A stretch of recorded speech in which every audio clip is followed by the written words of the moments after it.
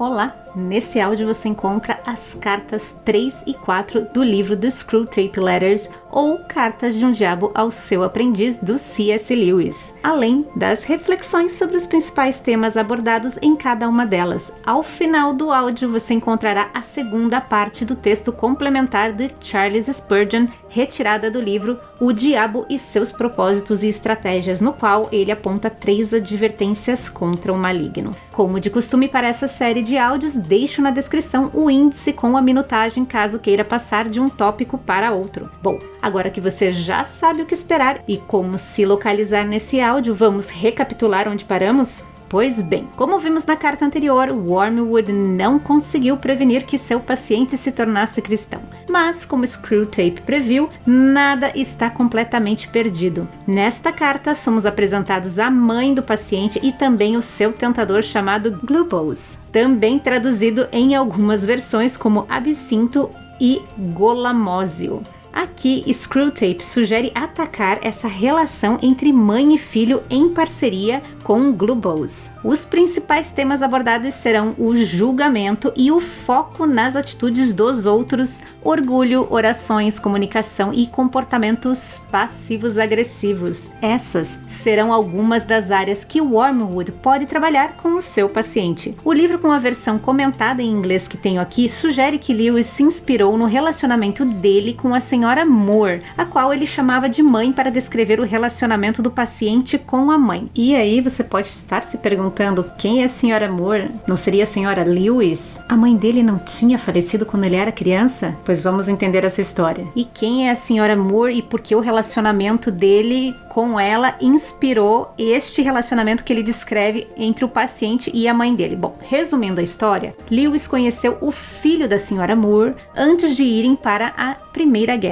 e prometeram que cuidariam da família um do outro no caso de um deles não retornar para casa. O que se sabe da história são apenas rumores, já que Lewis era muito discreto sobre sua vida pessoal. Então vamos lá. O filho da senhora Moore morreu e Lewis cumpriu a promessa e foi morar com a família do amigo, no caso a mãe e a irmã. Lewis, que perdeu a mãe quando criança, se apegou à senhora Moore, se referindo a ela como sua mãe. Os rumores dão conta que os dois tiveram um relacionamento íntimo enquanto Lewis era ateísta, assim como a senhora Moore também era ateísta. Porém, após a conversão de Lewis, o relacionamento passou a ser apenas o de cuidado e Lewis cuidou da senhora Moore até o final de sua vida. E é muito provável que a senhora Moore não gostou desta conversão de Lewis ao cristianismo. E além das possíveis implicâncias da senhora Moore ao novo cristão Lewis, ainda tinha um acréscimo. Os amigos de Lewis não gostavam da velha senhora Moore, assim como também em um futuro próximo não gostaram de sua esposa Joy. Sobre essa história você encontra livros e filmes. Inclusive, ontem assisti um dos filmes com essa história e ele se chama Shadowlands, com o Anthony Hopkins, que conta a história entre Lewis e Joy. Se a ideia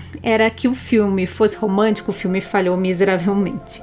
E se era para passar uma imagem positiva da senhora Joy Lewis, o filme mais uma vez falhou de novo. Eu acho que Lewis não teve sorte no amor. Contam que Joy era uma escritora judia norte-americana filiada na juventude ao Partido Comunista e que, ao começar a trocar cartas com Lewis, era casada e mãe de 2 meninos. Vendo que seu casamento estava em ruínas por conta das traições do marido, ela vai até a Inglaterra decidida a conquistar Lewis e assim recomeçar uma nova vida. A amizade entre os dois acontece, porém seu visto de permanência não é renovado e Joy, que ainda não havia ganho o coração do solteirão Lewis, precisa retornar para casa. Os dois acabam se casando no civil como um acordo para que Joy possa permanecer no país com seus filhos, alimentando ainda mais a fama de interesseira que Joy tinha entre os amigos de Lewis. Logo após esse casamento, Joy descobre que possui um câncer terminal e Lewis se compadece da amiga e decide oficializar o casamento na igreja e cuidar de Joy até o fim de seus dias.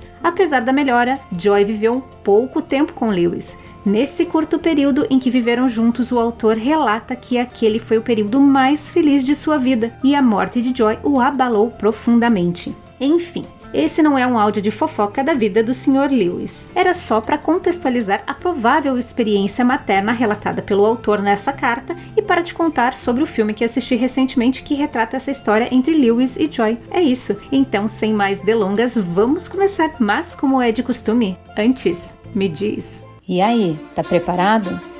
Então fica confortável e vem comigo.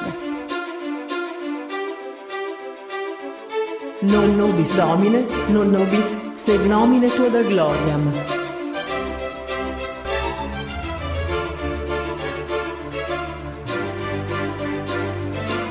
The Screwtape Letters, by C.S. Lewis.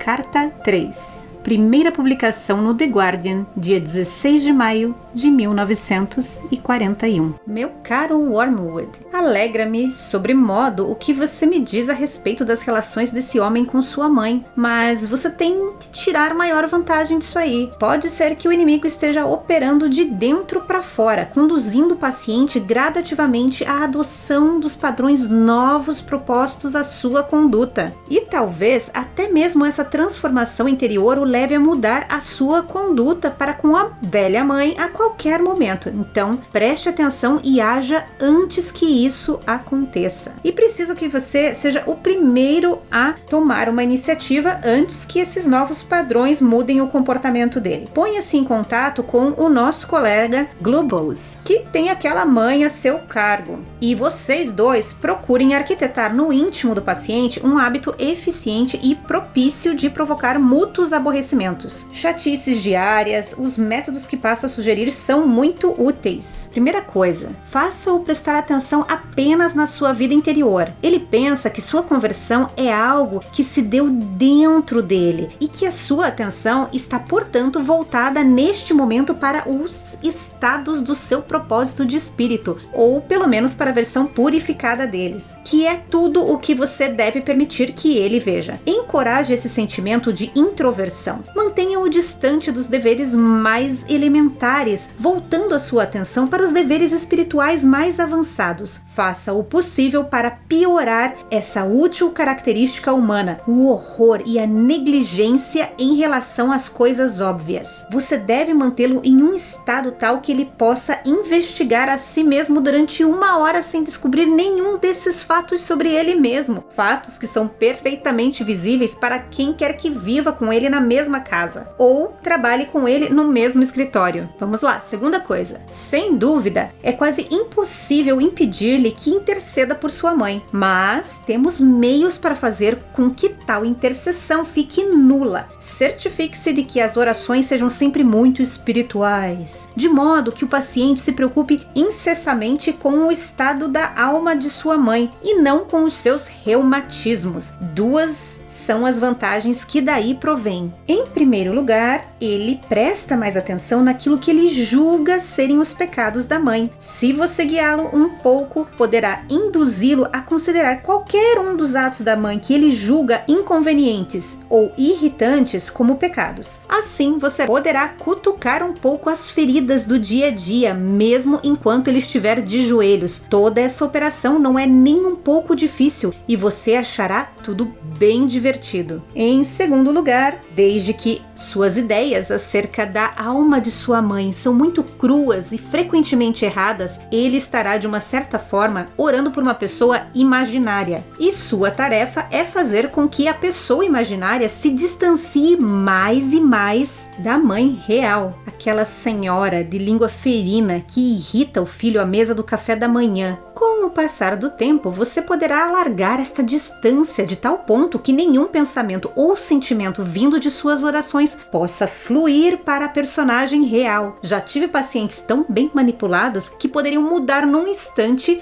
de uma apaixonada oração pelas almas de sua esposa e filhos para o espancamento e insulto dos mesmos familiares reais sem constrangimento algum. Terceiro, quando dois seres humanos viveram juntos por muito tempo, usualmente aparecem tons de voz e expressões faciais de um que quase enlouquecem de fúria ao outro. Trabalhe em cima disso. Traga a lembrança de seu paciente aquele especial arquear de sobrancelhas que ele aprendeu a detestar desde a infância e convença-o de quanto ele detesta esse trejeito dela. Faça com que ele assuma que ela sabe perfeitamente o quão irritante é essa mania e por isso mesmo faz a tal careta de propósito só para atormentá-lo. Se você souber trabalhar, ele nunca desconfiará da imensa probabilidade de tal presença presunção. É muito provável que a mãe nem se dê conta que levante a sobrancelha daquele modo. E claro, nunca o deixe suspeitar de que ele também tem tons de voz e expressões que igualmente a irritam. Como ele não pode ver ou ouvir a si mesmo, será fácil. Na vida doméstica civilizada aparecem expressões que aparentariam total inocência se escritas no papel, ou seja, as palavras em si não são ofensivas, mas ditas com um certo tom de voz, ou num dado momento, ou com um certo sorriso, assemelham-se a autênticas bofetadas na cara. Para manter esse jogo em andamento, você e Glubose devem fazer de tudo para que os dois tolos tenham 2 pesos e 2 medidas. O seu paciente deverá exigir que todas as suas frases sejam tomadas pelo seu valor literal, julgadas apenas pelas palavras utilizadas, ao mesmo tempo que julga e interpreta todas as frases da mãe com uma sensibilidade exagerada em relação ao tom, ao contexto e à intenção, e combina com o Glubose para que ela seja encorajada a fazer o mesmo. Assim, depois de cada briga, cada um pode ir para um lado convencido ou quase convencido de que é inocente. Você sabe como é, basta que eu pergunte quando o jantar vai ficar pronto para ela ter um acesso de fúria. Uma vez que o hábito estiver arraigado, você terá a deliciosa situação em que um ser humano diz coisas com o claro intuito de ofender e ainda assim se ressente se lhe dirigem uma ofensa. Finalmente, conte-me algo sobre a posição espiritual da velhota. Por um acaso, teria ela algum ciúme do novo fator na vida do filho? Sente-se de algum modo ofendida com o fato dele aprender com os outros e tão tarde na vida aquilo que ela acha que deu a ele tantas oportunidades de aprender na infância? Ela acha que ele está fazendo uma tempestade em copo d'água com esse assunto ou ela está aceitando tudo muito calmamente? Lembra-se do irmão mais velho da história do inimigo?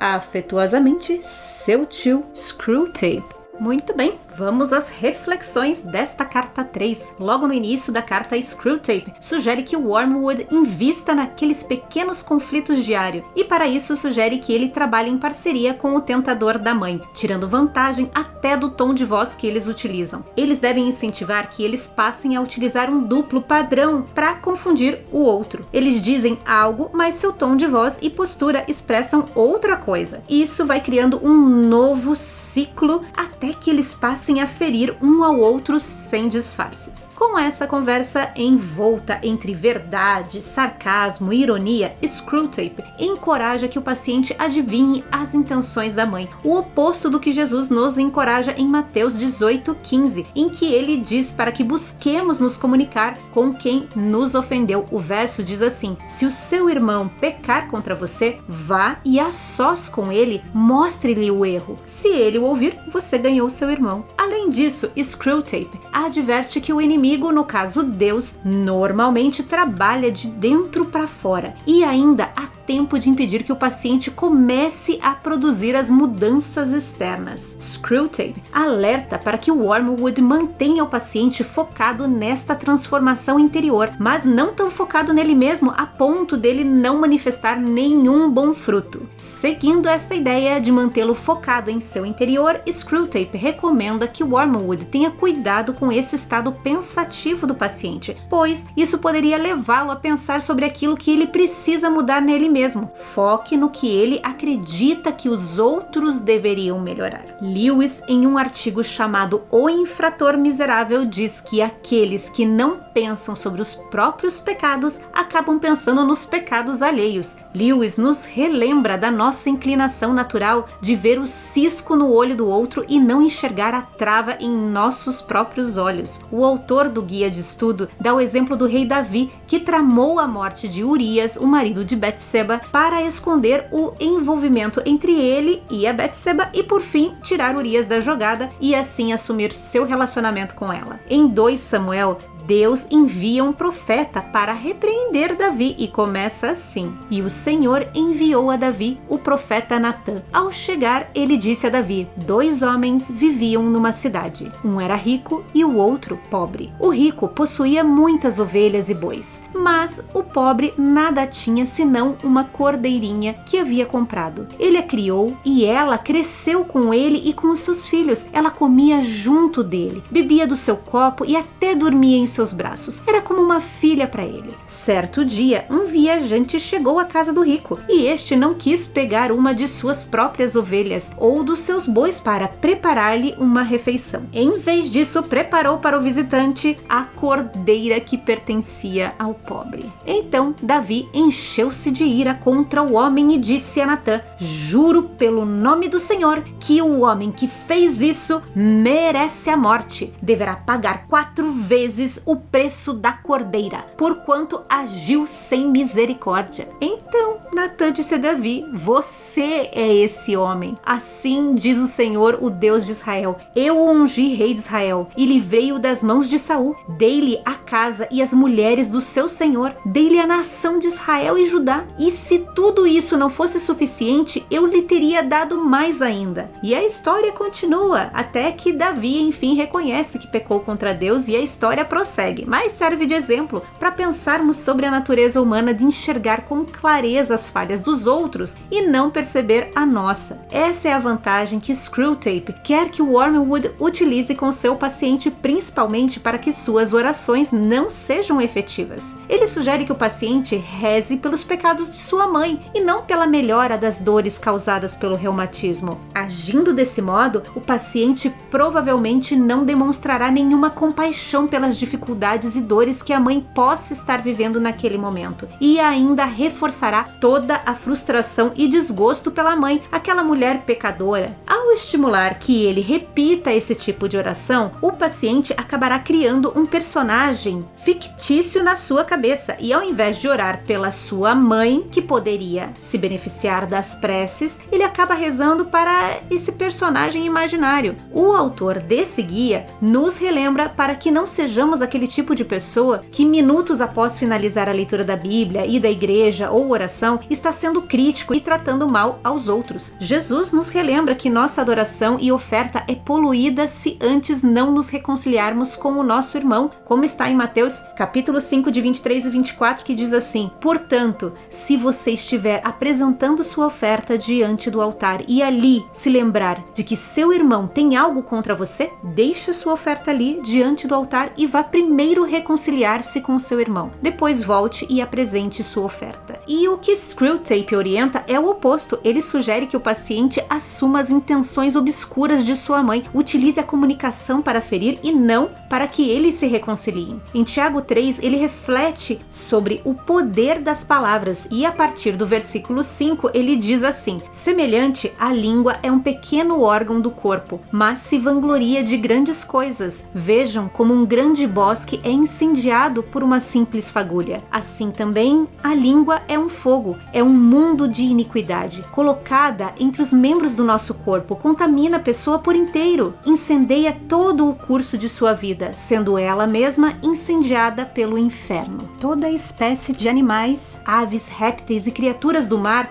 doma-se e é domada pela espécie humana. A língua, porém, ninguém consegue domar. É um mal incontrolável, cheio de veneno mortífero. Com a língua, bendizemos ao Senhor e Pai, e com ela amaldiçoamos os homens, feito à semelhança de Deus. Da mesma boca procedem bênção e maldição. Meus irmãos, não pode ser assim. Acaso pode sair água doce e água amarga da mesma fonte? Screwtape, porém, não quer que o paciente refreie sua língua, que apenas jorra os defeitos que ele vê de sua mãe, e muito menos que o paciente use a sabedoria para relevar uma ofensa. Já diz em Provérbios 19:11, as pessoas inteligentes sabem como segurar a língua, sua grandeza é perdoar e esquecer. E, finalizando as recomendações para infernizar a vida do paciente, Screwtape questiona se por um acaso a mãe não estaria ressentida por alguém ter conseguido persuadir o paciente a assumir um tipo de religiosidade que ela já tinha oferecido a ele desde a infância e ele negou. Eu achei interessante compartilhar com você um exemplo pessoal que o autor desse guia de estudos relata sobre a sua conversão, que eu acho ilustraria bem essa ideia que Screwtape tem ao mandar Wormwood investigar os sentimentos da mãe sobre a conversão do paciente. Espero que o autor não bloqueie esse áudio, por isso a história dele é realmente boa. E ele relata que foi criado em uma família que ia na igreja eventualmente, mas ele nunca foi um fiel ou seguidor de Cristo. Até que em um dado momento ele foi confrontado com a verdade do evangelho, se arrependeu, entregou a sua vida a Jesus e passou a seguir seus ensinamentos. Antes disso acontecer, ele, o autor, costumava pegar carona com um amigo que frequentava a igreja e que sempre que tinha oportunidade o lembrava dos benefícios dessas visitas aos domingos. Pois bem, depois que o autor teve esse encontro com Cristo, ele naturalmente achou que seu amigo ficaria interessado em ouvir a sua experiência e tudo aquilo que ele estava aprendendo com a leitura da Bíblia. Porém, o que aconteceu foi o oposto. O amigo não só não demonstrava interesse em ouvir, como aparentava irritação quando ele contava do tempo que ele passava se dedicando a Deus. Encurtando a história, o autor perdeu a carona e o amigo quando em um determinado momento o colega explodiu dizendo que ele estava fazendo desse relacionamento com Deus algo exagerado e que Deus esperava de nós apenas que fizéssemos o bem e passássemos algumas horas na igreja. E é esse ressentimento que Screwtape quer buscar na mãe do paciente, sugerindo que Wormwood se inspire na parábola do filho pródigo, em que o irmão mais velho não alegra-se pelo irmão que estava dado como morto ter voltado para casa. O ressentimento do filho mais velho é maior do que a alegria que ele poderia ter ao ver a felicidade do seu pai ou do seu irmão. Ele é convidado a juntar-se à festa da celebração, mas ele prefere ficar de fora, ou seja, a mãe poderia se juntar ao filho e celebrar que finalmente ele se converteu, mas talvez ela deixe o ressentimento falar mais alto, assim como o filho mais velho, e fique de fora dessa nova fase da vida de seu filho. Em As Respostas para Questões da Cristandade, Lewis diz: é incrível o quão inconveniente para a sua família se torna se você levanta cedo para ir à igreja. E não importa se você tem o hábito de acordar cedo para fazer qualquer outra coisa, mas se você levanta cedo para ir à igreja,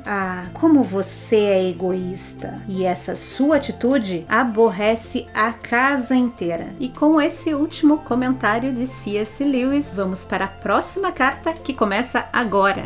Carta 4, primeira publicação no The Guardian, dia 23 de maio de 1941. Meu caro Wormwood, as sugestões bastante amadorísticas da sua última carta indicam que eu já deveria tê-lo instruído a respeito de um assunto bastante complicado, a prece. Você não deveria ter dito que meu conselho sobre as preces dos humanos em questões para a mãe dele provou-se totalmente infrutífero. Não é bem o tipo de coisa que um sobrinho deve escrever ao tio, muito menos um tentador júnior, no caso você, ao subsecretário, no caso eu, de um departamento. E tem mais, seu comentário também revela o desagradável desejo de colocar a responsabilidade sobre os meus ombros. Você deveria aprender a pagar pelos seus próprios erros. Bom, espero que você tenha isso em mente. Vamos continuar essa carta aqui. A melhor coisa, quando possível, é manter o paciente totalmente fora da intenção séria de orar. Quando o paciente é um adulto recentemente reconciliado ao partido do inimigo, como é o caso do seu paciente, o melhor é encorajá-lo a se lembrar ou pensar que se lembra das repetidas orações de sua infância. Em contraposição a isso, ele deve ser persuadido a almejar algo inteiramente espontâneo, mais íntimo, mais informal, sem sistematização. E o que isso irá realmente significar para o principiante consistirá em um esforço para produzir em si mesmo um estado vagamente devocional, no qual a real concentração de vontade e inteligência simplesmente não existem. Um de seus poetas, Coleridge, acho que é assim que se pronuncia, deixou registrado que não orava com o movimento dos lábios e joelhos dobrados, mas simplesmente dispunha seu espírito a amar e entregava-se a um sentimento sentimento de súplica. Este é exatamente o tipo de oração que queremos. E desde que o referido tipo sustenta uma certa semelhança com a oração silenciosa, que é praticada por aqueles que já estão bem adiantados no serviço do inimigo, pacientes amadurecidos ou preguiçosos podem ser conduzidos completamente nesta sistemática por um longo tempo. No mínimo, podemos persuadi-lo de que a posição corporal não faz diferença em suas orações, pois eles constantemente se esquecem de que são animais e por isso tudo que seus corpos fazem afeta suas almas e espíritos. É divertido como os mortais sempre nos pintam como colocando coisas em suas mentes, quando na realidade o nosso melhor trabalho consiste justamente em evitar que certas coisas cheguem às suas mentes. Se tudo isso falhar, você deverá reencaminhar as orações dele. Sempre que os homens estão procurando fazer a vontade do inimigo, nós estamos derrotados. Mas há formas de evitar que eles façam assim. A mais simples destas formas é desviar a contemplação deles do inimigo para eles próprios. Faça-o ficar observando os próprios pensamentos e tentando produzir sentimentos pela ação de sua própria vontade. Quando ele tiver a intenção de pedir ao inimigo um sentimento de caridade, deixe-o, em vez disso, tentar produzir o sentimento de caridade nele mesmo. Ele jamais deve perceber que é exatamente isso que ele está fazendo. Quando pedir por coragem, deixe-o tentar sentir-se corajoso. Quando estiverem rezando em busca de perdão, deixe-o tentar sentir-se perdoado. Ensine-o a avaliar cada prece pela capacidade que elas têm de produzir o sentimento desejado. Nunca o deixe suspeitar que o fracasso ou o sucesso desta empreitada irá depender em grande medida de como ele se sente no momento, bem ou mal, cansado ou relaxado. No entanto, o inimigo não estará ocioso neste interim. Aonde houver oração, há sempre o perigo de uma ação do inimigo imediata. Ele é indiferente à dignidade de sua posição e à nossa como espíritos puros, enquanto para os animais humanos que se ajoelham, ele derrama o autoconhecimento de modo descarado. Mas, mesmo que ele, o inimigo, o derrote em sua primeira tentativa, nós ainda temos uma arma sutil. Os humanos não possuem essa percepção direta do inimigo, a qual nós, infelizmente, não podemos evitar. Os mesmos animais nunca conheceram essa luminosidade mortífera que dilacera e esse resplandecer abrasador que se torna um fundo de dor interminável em nossa existência. Se olhar para o interior da mente do seu paciente quando ele está orando, jamais encontrará nada, nenhum resquício daquele brilho. Se você ainda examinar o objeto ao qual ele serve, irá encontrar o que seria um objeto complexo, contendo muitos ingredientes completamente ridículos. Ali haverá também imagens derivadas das representações do inimigo, como ele apareceu durante aquele episódio vergonhoso conhecido como a encarnação. Haverá também imagens mais vagas, talvez mais primitivas e pueris, associadas a outras duas pessoas. Haverá até mesmo um pouco de sua própria reverência e as sensações físicas que o acompanham, coisificada e atribuída ao objeto do reverenciado. Eu tenho conhecido casos onde o que o paciente chamava de seu Deus estava na verdade localizado ao alto e à esquerda do forro do quarto de dormir, ou dentro da própria cabeça, ou em um crucifixo na parede. Mas seja lá qual for a natureza do objeto fabricado pelo paciente, você, Wormwood, tem que manter o alvo da oração do seu paciente focada nisto, na coisa que ele mesmo fez e nunca na pessoa que o fez. Você pode até encorajá-la a dirigir grande importância à correção e melhoramento do objeto de seu culto, bem como manter o dito objeto sempre em sua mente durante qualquer oração, pois Se ele vier a saber a diferença, se conscientemente direcionar suas preces não àquilo que penso que és, e sim ao que sabe que és, estaremos em péssima situação. E uma vez que o homem passe a confiar na completa, real, externa e invisível presença do inimigo, que se encontra com ele no quarto e que jamais será dele conhecida tanto quanto o conhece,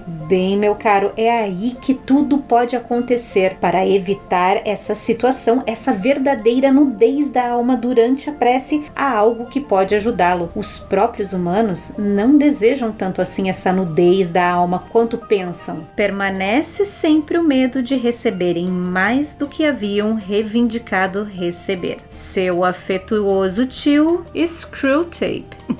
Eu tô aqui com a versão que é a versão do Cartas do Inferno, que eu indiquei para vocês fazerem a leitura em conjunto. E nessa carta 4 ele assina seu afetuoso tio Morcegão.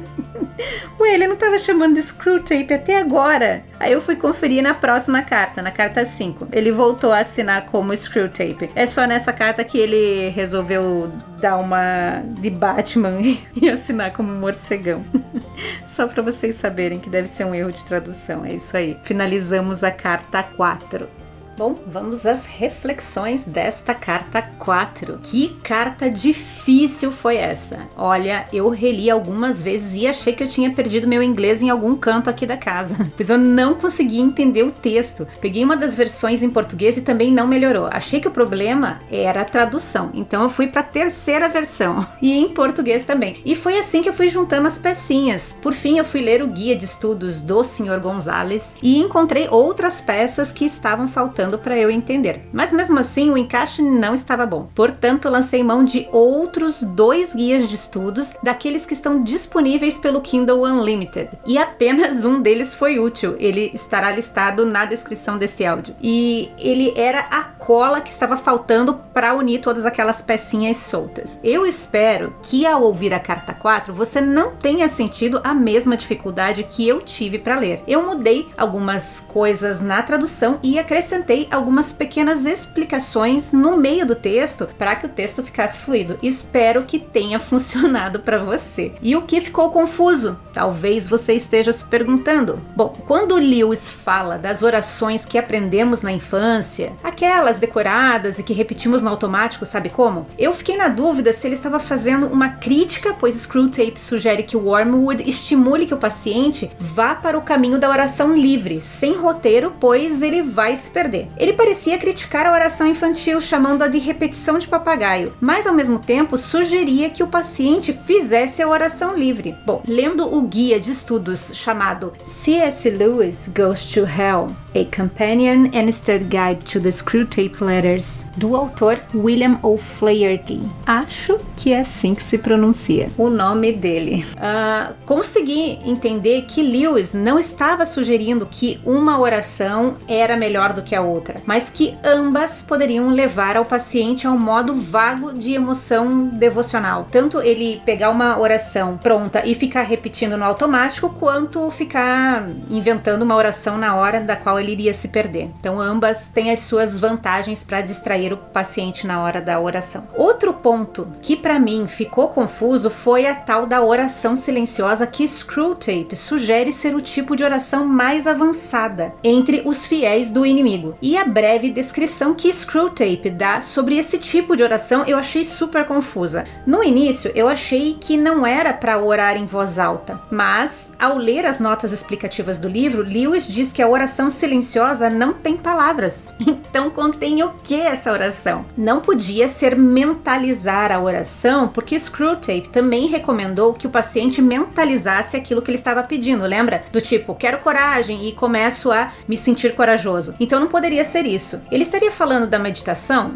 Não poderia ser, porque a meditação das religiões orientais que pede para você esvaziar a mente é o oposto da meditação bíblica, que fala para que os filhos de Deus meditem na palavra, ou seja, se encham da verdade de Deus e não para esvaziar a mente. Essa menção da meditação bíblica está lá no primeiro salmo, que começa assim: como é feliz aquele que não segue o conselho dos ímpios, não imita a conduta dos pecadores, nem se assenta na roda dos zombadores. Ao contrário, sua satisfação está na lei do Senhor, e nessa lei medita dia e noite. Então, do que Lewis se referia quando ele fala sobre oração silenciosa? E eu vou colocar aqui exatamente o que Lewis fala sobre esse assunto no livro Collected Letters, volume 3, e ele diz assim: a oração do silêncio é aquela que é realizada através de imagens mentais, acompanhadas por uma intensa concentração e força espiritual. Entendeu? Eu não tinha entendido muito bem. E tanto no guia de estudo como na versão comentada que eu tenho, recomendam a leitura de Cartas para Malcolm, pois nesse livro Lewis detalha mais sobre essa oração silenciosa. Então fica aí mais uma recomendação de leitura para nós. Mas agora que já comecei abrindo minhas maiores dificuldades, vamos voltar ao início da carta, onde percebemos que Wormwood não entendeu as explicações da carta anterior, a carta 3, que Screwtape enviou para ele sobre as orações, e disse que as dicas do tio não eram boas. E logo no início dessa carta temos Screwtape dando uma chamada de atenção no Tentador Júnior. E por conta dessa reclamação, essa carta 4 é toda focada no poder da oração e quais as melhores táticas para que as orações do paciente perdessem a força ou fossem anuladas. E dentre os conselhos, Screwtape também sugere que o paciente não tenha uma posição corporal para orar. E aqui o ponto não é uma discussão se existe uma posição ideal, mas sim fazer com que o paciente acredite que aquilo que ele faz com o corpo dele não se conecta com o seu espírito. Escuta o que Lewis disse sobre isso no livro Cartas para Malcolm, sobre quando alguém ora em lugares e em momentos estranhos e não podendo se ajoelhar, com certeza não direi que isso não importa. O corpo deve orar tanto quanto a alma. Corpo e alma ambos são eficientes para isso. O ponto relevante é que ajoelhar-se importa, mas outras coisas importam mais. Uma mente concentrada e um corpo sentado fazem uma oração melhor do que um corpo ajoelhado e a mente meio adormecida. Bom, então tá aí a opinião de Lewis sobre este assunto da posição ideal para orar. Continuando, um outro estratagema que Screwtape sugere para atrapalhar a oração de seu paciente é usar a vantagem de que nós, humanos, nunca vimos Deus. Eles sabem que para nós é difícil visualizar um Deus invisível e que muitas vezes somos levados a manter a nossa atenção em um objeto criado do que no próprio Criador. A dica é para que o Wormwood mantenha a atenção no objeto do paciente e até em como ele pode melhorar aquele objeto utilizado para representar Deus. Assim, a sua oração nunca vai para onde deveria ir. Entretanto, somos lembrados dos versos de João 20:29, que diz assim: então Jesus lhe disse, porque me viu, você creu? Felizes os que não viram e creram. Enfim, se basearmos nossas orações no Deus criador de todas as coisas descrito nas Escrituras, coisa que Screwtape não gosta,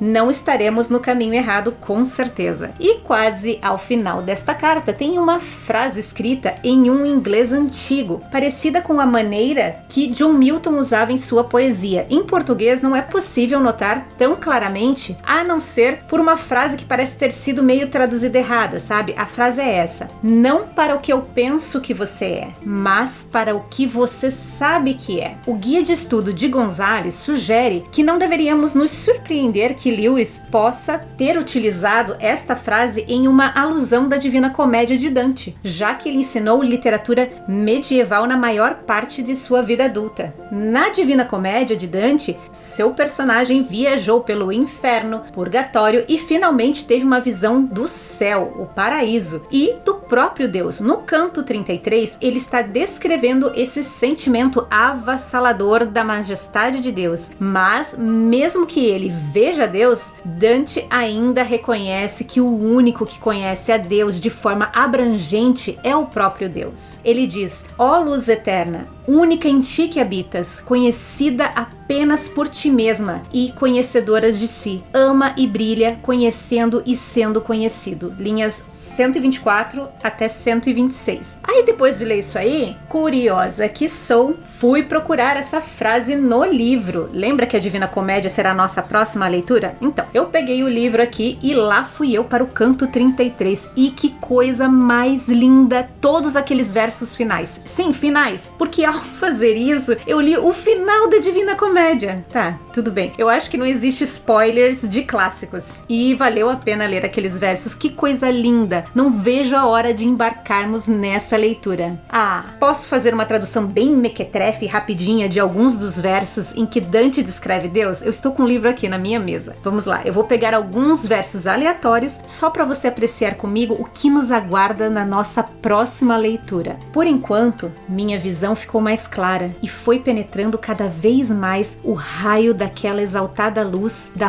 própria verdade. E desde então minha visão elevou-se às alturas mais altas do que as palavras, que falham diante de tal visão, e a memória também falha em tais extremos, como aquele que vê em um sonho e acorda para sentir a paixão do sonho ainda presente, embora nenhuma parte dele permaneça na mente.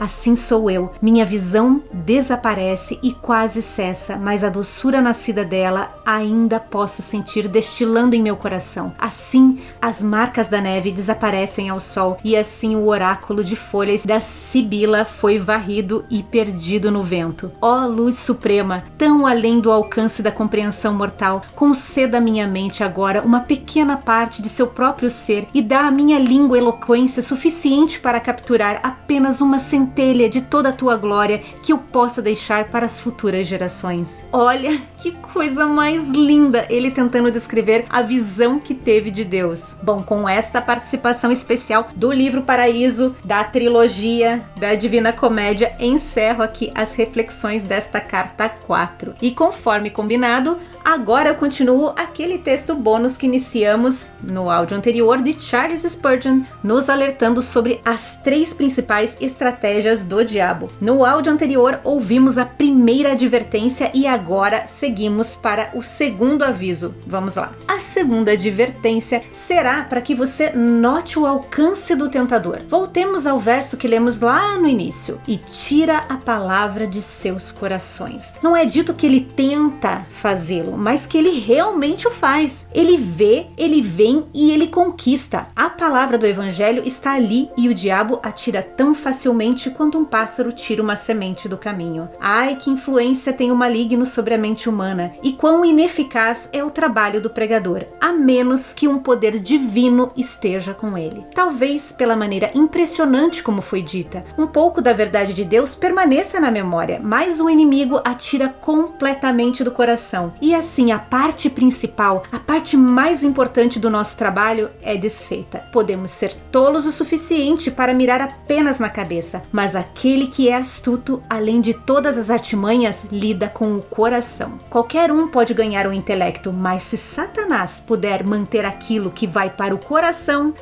ele ficará bastante satisfeito. Para o coração do homem, a boa semente está perdida. As aves a devoraram. Tornou-se para ele nada, não tendo poder sobre ele, não restando nenhuma vida nele. Não resta um rastro, não mais do que haveria uma marca restante de semente lançada à beira do caminho, depois que os pássaros a levaram. Tão eficaz é a obra do príncipe do ar. Quando Satanás pensa que vale a pena vir, ele vem imediatamente, ele fala sério e cuida para que sua missão não falhe. Seu poder é parcialmente derivado de sua sabedoria natural. Caído como agora está, ele já foi um anjo de luz e suas faculdades superlativas, embora pervertidas, contaminadas e obscurecidas pela influência do pecado, ainda são muito superiores às dos seres humanos sobre os quais ele tenta suas artes. Ele é mais do que páreo para o pregador e o ouvinte unidos, se o Espírito Santo não estiver lá para desconcertá-lo. Ele também adquiriu nova astúcia pela longa prática em seu maldito negócio. Ele conhece o coração humano melhor do que ninguém, obviamente, exceto pelo seu Criador. Por milhares de anos, ele estudou a anatomia de nossa natureza e está familiarizado com nossos pontos fracos. Somos todos jovens e inexperientes comparados com este antigo tentador. Todos estreitos restritos em nossas opiniões, limitados em nossa experiência, comparados com esta serpente que é mais sutil do que todos os animais do campo. Além disso, ele deriva seu principal poder da condição da alma do homem, e é fácil para os pássaros pegarem a semente que ficaram expostas em um caminho difícil. Se o solo fosse bom e se a semente tivesse entrado nele, ele, o tentador, teria dificuldades muito maiores para remover a semente do meio da terra e poderia até ser frustrado. Mas um coração duro faz o trabalho do diabo para ele. Ele não precisa usar sua violência ou artimanha. Lá está a palavra, não recebida na superfície da alma, e ele